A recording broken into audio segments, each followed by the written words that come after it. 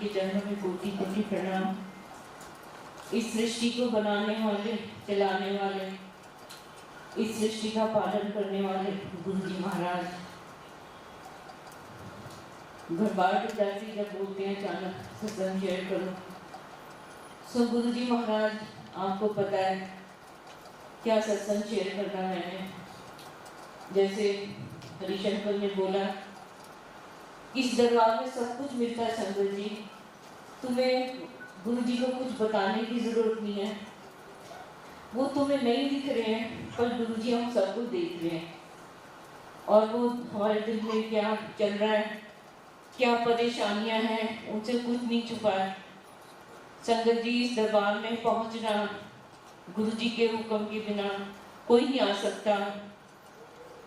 तुम पहुंच गए हो ये सोच लो, जैसे शब्द चलाता बहुत जन्म बिछड़े हैं मानो, ये जन्म तुम्हारे लेखे। गुरु जी महाराज हमें जन्मों जन्मों से जानते हैं, हमारी आत्मा को जानते हैं। जब आ जाते हैं गुरु जी के दरबार में तो ये सोच लो कि हमारे दुखों का अंत होना शुरू हो गया है। उनको सब पता है क्या देना है मैंने। सच्चे मन से जुड़ जाओ संगत जी। गुरु जी महाराज ने कोई ऐसा रिचुअल नहीं बनाया, सुबह उठो तुम, अमृत वेला करो तुम, नहाओ धो तुम, सिर्फ ओपन मंत्र है संगत जी जो जैसे चलाया था, ओम नमो शिवाय शिव जी सदा सहाय, ओम नमो शिवाय गुरु जी सदा सहाय।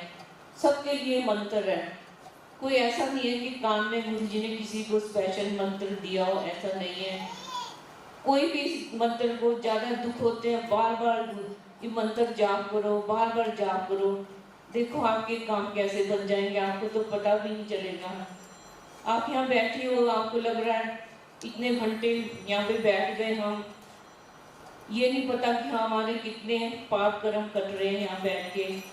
संगत जी गुरु जी बोलते थे कई बार, तो किसी ने आके दसिया मैं स्वर्ग च ए देखा, दिस इज बैकुंठ। संगत जी अभी शब्द भी लगा था ना, जिथे कीर्तन तेरा, वो बैकुंठ जगह है। सभी देवी देवता गुरु जी महाराज के चरणों में विराजमान होते हैं। मैं तो बड़ी हैरान होती हूँ, आजकल गुरु जी मंदिरों में पहुंच गए हैं, शायद देवी देवता अरदास लगाते होंगे, आओ जी महाराज हमें भी दर्शन दे दो, हम कैसे आपके दर्शन करें। आज फेज 5 में भी है गुरु जी की सत्संग है श्री हरिहर मंदिर में। कितनी बार ऐसा हो रहा है कि गुरु जी मंदिर में जा रहे हैं, ये गुरु जी की लीला चल रही है। संगत जी हमारा फर्ज है हम यहाँ पहुँच जाए गुरु जी महाराज के दरबार में। गुरु जी महाराज ने कभी नहीं बोला कि तुम ये ना खाओ वो ना खाओ, ये मैं क्लियर करना चाहती हूँ। गुरु जी ने कभी नहीं मना किया कि तुम प्याज नहीं खाओ, लहसुन नहीं खाओ। गुरु जी कहते थे मैं तुम्हें साधु बनाने नहीं आया हूँ, जीवन का हर रस एंजॉय करो, अच्छे कपड़े पहनो, बड़े घरों में रहो, सुंदर घरों में रहो, गाड़ी बड़ी बड़ी गाड़ियों में सैर करो। तो मेरे संगत ने पूछा है कि ये कैसे सब होगा। ये सब होगा संगत जी जब सच्चे मन से आप गुरु जी को ध्यान शुरू कर दोगे ना। अब ये सोच लोगे महाराज आप सब जानते हो, मैं कुछ नहीं हूँ, सब कुछ आप हो, तो आपके काम ऐसे बनने शुरू हो जाएंगे संगत जी कि आप सोच भी नहीं सकते कि कैसे हुआ। इतने बिगड़े काम गुरु जी ऐसे संगत को मिला लेते हैं जो आपका आराम से आपकी हेल्प कर देता है। ये गुरु जी ने संगत जी जब एम्पायर स्टेट में थे, हम पिन ड्रॉप साइलेंस होता था, हमें पता ही नहीं होता था कि हमारे साथ कौन बैठा है।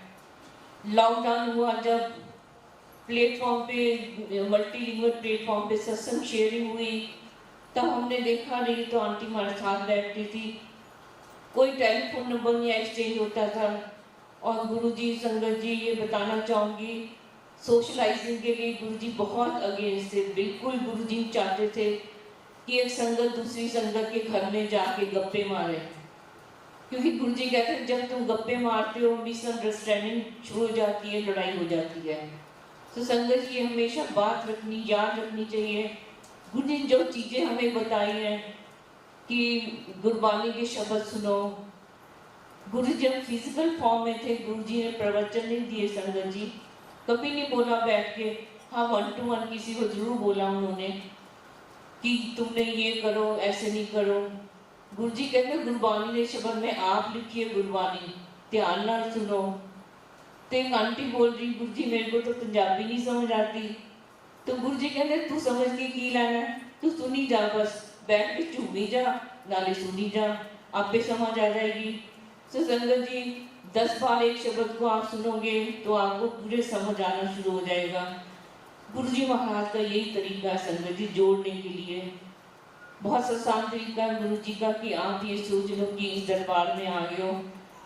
गुरु जी एक प्रैक्टिकल भगवान है, वो हर एक चीज़ प्रैक्टिकल करके दिखाते हैं संगत जी। जब आपके साथ प्रैक्टिकल होगा आपका तभी विश्वास बनेगा। मैं एक बताना चाहूँगी, एक बार हम गुरु जी से मिलने गए गुड़गांव में, तो उस समय जयपुर नेशनल हाईवे बन रहा था।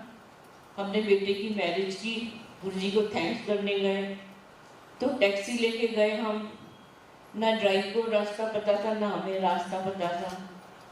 संगत जी आप जैसे आप दिल में सोचते हैं ना हमने संगत में जाना है, गुरु जी महाराज की वेट शुरू हो जाती है आपके लिए।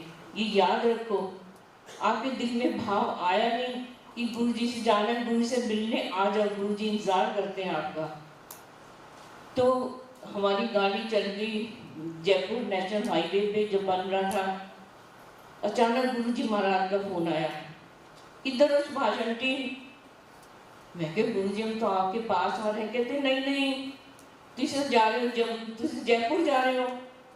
हम बड़े हैरान हो गए कि हमें तो पता ही नहीं था रास्ता ना ड्राइवर को। संगत जी गुरु जी हर पल हमारे ऊपर नजर रखे हुए, सोच लो हम उनके रडार पे हैं। जो उनकी वाईफाई है ना वेरी स्ट्रॉन्ग, तुम जरा आंख बन के उनको याद करते हो, गुरु जी महाराज कनेक्ट हो जाते हैं। डायरेक्ट कनेक्शन रखो गुरु जी महाराज को। कोई मीडिएटर गुरु जी ने बनाया नहीं, इसलिए नहीं बनाया ना कि जो मीडिएटर होते हैं वो अपनी मनमानी से आपको बताएंगे ऐसे करो ऐसे नहीं करो।